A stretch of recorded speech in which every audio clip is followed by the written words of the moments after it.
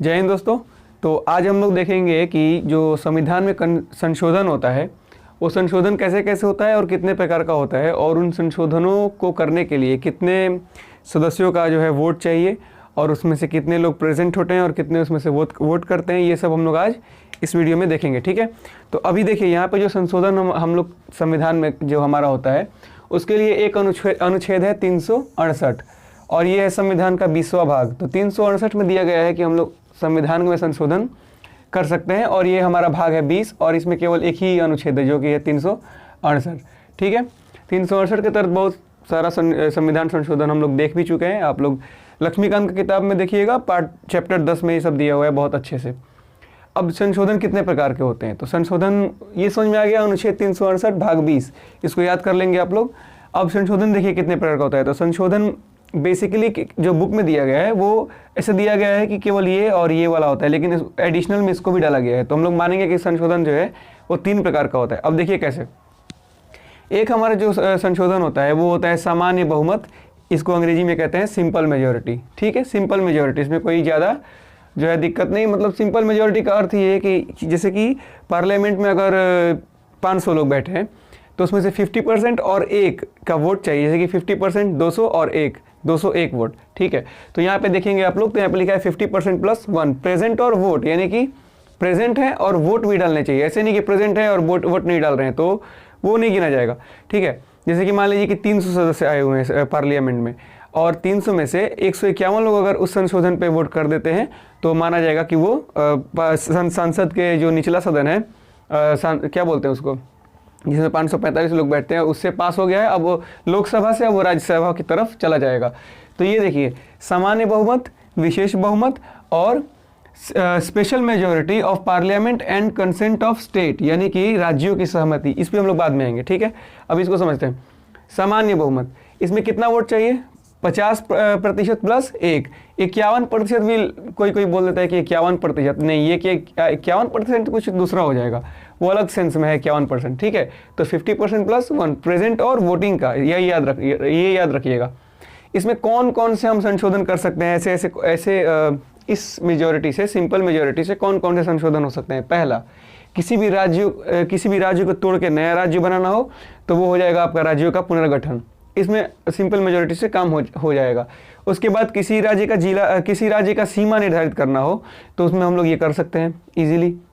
नागरिकता पे हमको कानून बनाना हो तो इस पे कर सकते हैं हम लोग सिंपल मेजोरिटी से। कोई ज़रूरत नहीं है हम लोगों को कि इसमें 2/3 वोट चाहिए, या फिर ये स्पेशल मेजोरिटी, इसमें नहीं गिना जाएगा। और भी बहुत सारे इसमें जो है आइटम्स हैं, आप लोग बुक में देखेंगे, उसमें बहुत सारे लगभग 10-15 आइटम्स इसमें दिए हुए हैं। उसके बाद आता है, ये समझ में आ गया, 50% + 1, यानी कि जैसे कि 545 लोग होते हैं, लेकिन 545 में जो चुने हुए मनोनीत आते हैं तो एंग्लो इंडियन वो नहीं होते हैं, 543। मान लीजिए किसी कारणवश 300 ही लोग आ पाए, तो 300 का 50% कितना होगा, 150 और +1, यानी कि 151 अगर वोट आ गया तो ये लोकसभा से पारित माना जाएगा, पास, अभी जाएगा राज्यसभा में। अब हम समझते हैं स्पेशल मेजोरिटी क्या होता है। इस स्पेशल मेजोरिटी का मतलब विशेष बहुमत। विशेष बहुमत क्यों, क्योंकि ये जो है 362 वोट ये फिक्स है, 362 वोट ये फिक्स है, क्योंकि इसमें 66% वोट की आवश्यकता होती है, 2/3 वोट की इसमें आवश्यकता होती है। अब यहाँ पे देखिए 545 का आप लोग 2/3 निकालिए, वो इतना ही आएगा, 543 का, सॉरी 543 का निकालिए, वो 362 ही आएगा, और ये फिक्स है। इसमें 200 लोग बैठे या 400 लोग बैठे या 450 या 500 लोग बैठे, इसमें ये फिक्स है कि 362 लोगों का उसमें मत जो है हाँ में गिरना चाहिए वोट। और अगर ऐसा नहीं होता है तो माना जाएगा कि ये संशोधन नहीं हो सकता, ठीक है। 362 वोट इसमें कम से कम चाहिए। उसके बाद जो ऐसे कौन से संशोधन है जो स्पेशल मेजोरिटी से होते हैं, तो वो होते हैं मूल कर्तव्य। ये बहुत बड़ा संशोधन है, इसको करने के लिए ना मतलब ये विशेष बहुमत की आवश्यकता होगी, ये सामान्य बहुमत से काम नहीं चलेगा यहाँ पे। मूल कर्तव्य, उसके बाद मूल कर्तव्य भाग कौन सा, भाग 3, और ये 12 से 35, ठीक है। और उसके बाद DPSP 35 से 51, ये है हमारा भाग 4। तो भाग 3 और भाग 4 में संशोधन करने के लिए हमको विशेष बहुमत की आवश्यकता होती है। ये समझ में आ गया आपको, फंडामेंटल राइट्स और directive principle of state policy, ठीक है। उसके बाद ये समझ में आ गया आपको। तो इसमें फिक्स है 362 वोट तो चाहिए ही चाहिए। हाँ में 362 वोट अगर नहीं मिलेगा तो वो नहीं माना जाएगा। इसके तरह नहीं है कि प्रेजेंट और वोटिंग का सिस्टम इसमें नहीं है। 362 वोट का मतलब 362 वोट ही चाहिए। ये समझ में आ गया आप लोगों को। अब ये वाला समझते हैं, इसमें कौन कौन से संशोधन हो सकते हैं, जरा इसको ध्यान रखिएगा इस ताकि कोई कन्फ्यूजन ना हो। इसमें बहुत छोटे छोटे मामले इसमें हो जाएंगे, इसमें थोड़े बड़े बड़े मामले जैसे कि मूल कर्तव्य, डीपीएसपी, ये सब इसमें होगा। इसमें तो और बड़े बड़े मामले होंगे, अभी देखते हैं हम लोग। लिखा है simple majority of parliament and consent of state, यानी कि राज्यों की सहमति।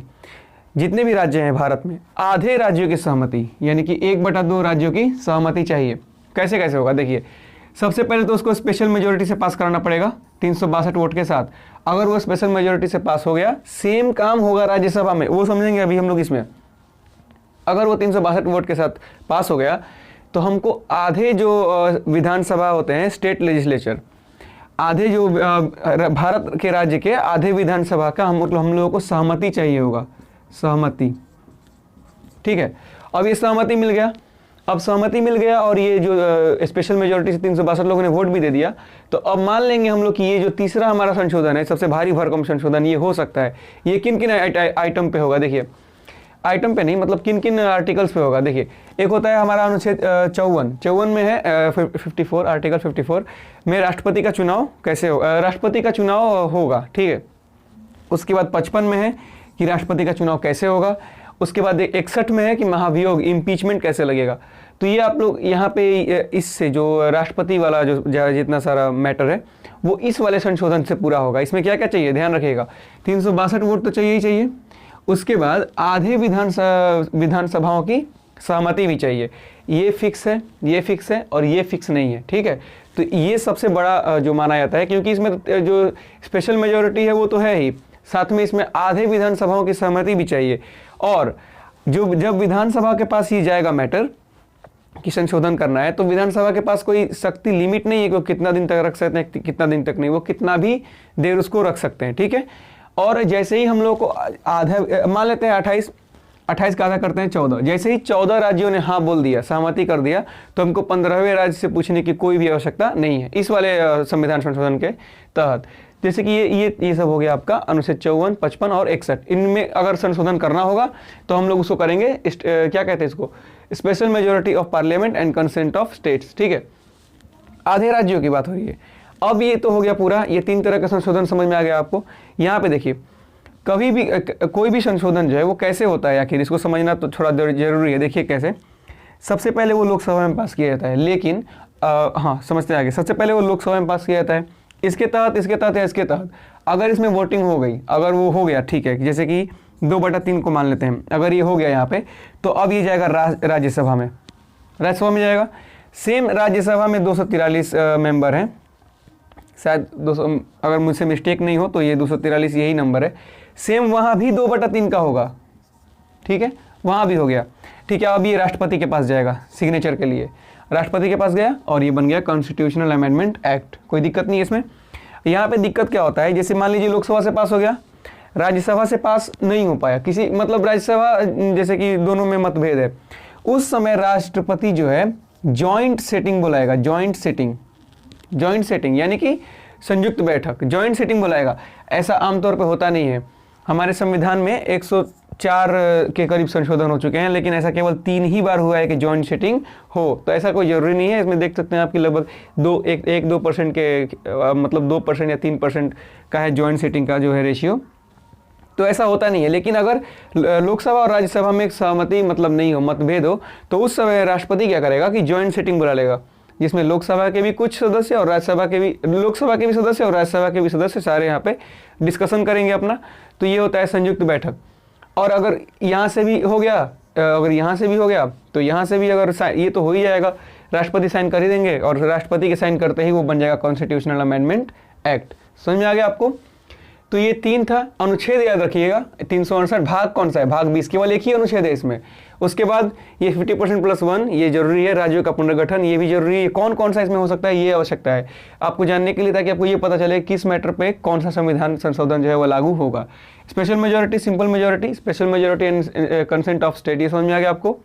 ये राज्यों का चुनाव तरीका, महाभियोग, ये सब जो है वो इसके तहत होता है। ठीक है, मूल करते हुए डीपीएसपी में कोई चेंजिंग कर रहे हैं तो वो इसके तहत होता है। ठीक है, जैसे कि 24वां 25वां 26वां 27वां संशोधन जो है इंदिरा गांधी जब लाई थी तो वो डीपीएसपी के तहत था और कुछ मूल कर्तव्य के भी तहत था, तो वो इसके तहत पास हुआ होगा, ना कि इसके तहत। उस समय इंदिरा गांधी जी हाफ स्टेट से सहमति नहीं लिए होंगे, क्योंकि वो इसके तहत हो जाएगा, बड़ी इजी तरीके से हो गया।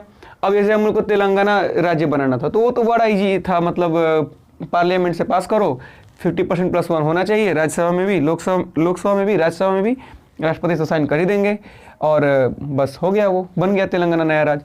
तो यही है, बड़ा सिंपल सा ये टॉपिक है और आई होप कि आप लोगों को ये समझ में आ गया होगा। और नहीं समझ में आया होगा तो आप लोग प्लीज़ और भी वीडियो देखिएगा, यूट्यूब पे बहुत सारे वीडियोज़ अवेलेबल है। तो ठीक है, तब तक के लिए मिलते हैं बाद में। जय हिंद।